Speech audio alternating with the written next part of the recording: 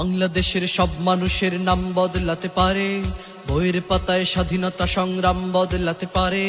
বঙ্গোপসাগরের পানি সব যেতে পারে শুকিয়েও, গোটা রাজধানী কেড়ে নিতে পারে বুড়ি গঙ্গার ঢেউ। সুন্দরবন কেটে হতে পারে ইটের ভাটার লাকড়ি, শিল্পপতিরা দেউলিয়া হয়ে খুঁজতে পারেন চাকরি। চোর গুন্ডারা পেয়ে যেতে পারে মন্ত্রীর মর্যাদা, আইনের ফাঁকে কালো টাকা সব হয়ে যেতে পারে সাদা।